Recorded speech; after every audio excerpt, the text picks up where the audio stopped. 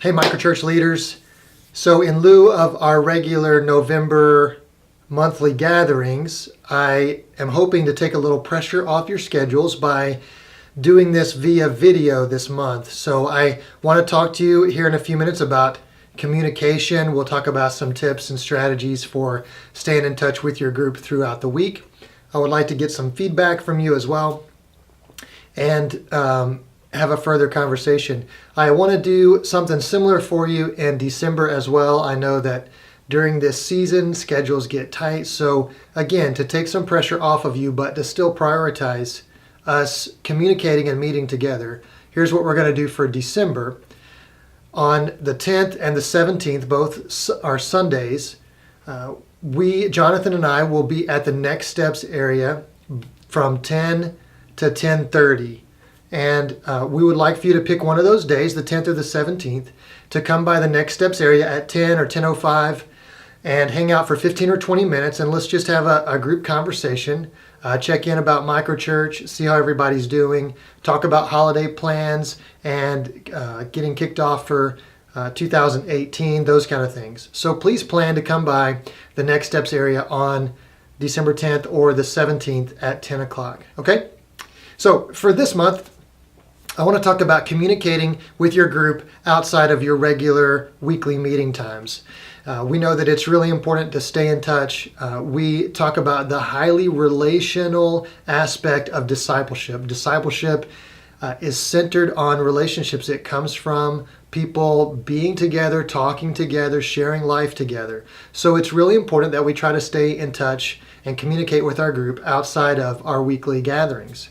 So I want to talk about a few ways that you can do that, and I give you a challenge to pick one of those ways, and opportunity to give some feedback in the ways that you choose to communicate. So in my ranking system, which this is totally just an Adam Coulter ranking thing, this is not from the Bible or official anywhere, but the number one most impactful, meaningful form of communication outside of group is one-on-one meetings. So just if there's somebody in your group that you think may need some extra time or extra conversation, somebody that's missed a few weeks or seems to be going through a difficult time, or somebody that just seems hungry for more, what if you would schedule some time to meet with this person?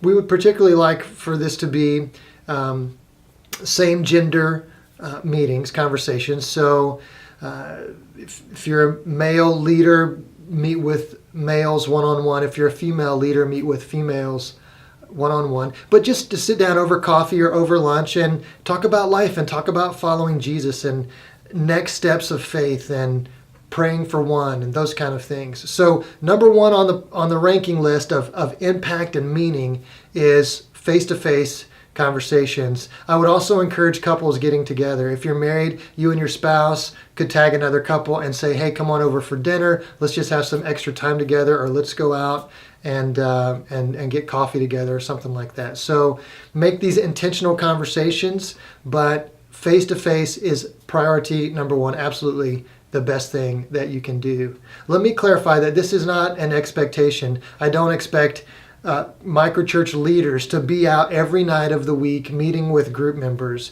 I'm just saying once or twice a month, if you can get some extra time with people in your group outside of your weekly meeting, it goes a long way towards building those relationships that lead to deeper discipleship. Okay?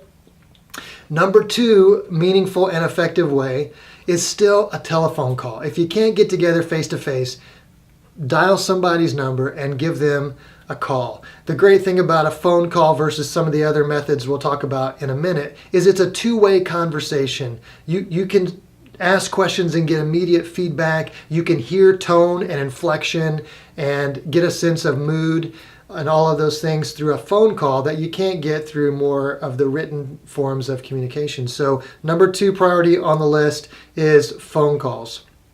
Number three would be a handwritten card or letter. A handwritten card or letter. This is below a phone call just because it's a one-way, but people love to get handwritten stuff in the mail. And so just knowing that you took the time to sit down and write out your thoughts, to say, hey, I've just been thinking and praying about you and your family, and maybe include a scripture reference on there. It makes a big difference to people. They see that you put some time and effort and energy into this beyond just, a text or an email. And so number 3, most impactful or significant form of communication is the handwritten card or letter. Number 4, and I've switched this recently in my mind. I used to say that number 4 was email and number 5 was text, but I have changed my mind on that just because of the way I perceive emails now. For me, email is work related. I get so many emails related to my office work and my ministry that it doesn't feel very personal usually. And I think a lot of people that work in an office environment or depend on email for business communication will feel that email is businessy, sort of impersonal. So for that reason, I've put texting at number 4, just to text somebody a little note, a reminder, hey, just thinking about you, just checking in, is a really great way to stay in touch. And it's quick and easy and kind of low pressure, right? So number 5 would be then email. And I try to reserve this mostly for group communication. If I want to communicate something to the whole group, I'll send an email, give people a chance to respond and see each other's responses. And that works well for group communication, just a reminder about a schedule change or an event that's coming up.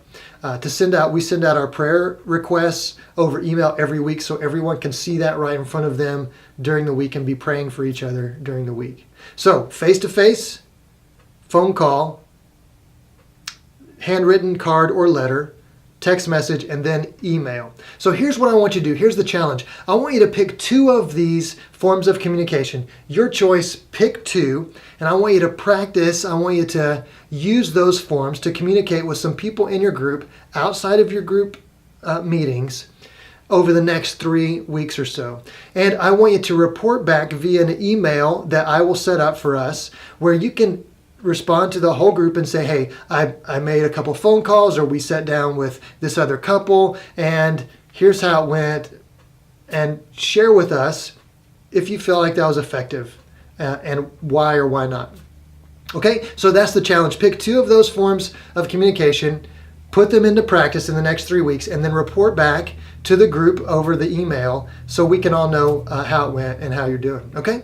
So this is just intended to help us stay motivated. I know I need this accountability. Maybe you do too, to stay motivated to communicate with our group outside of our regular weekly meetings, because discipleship is relationship driven.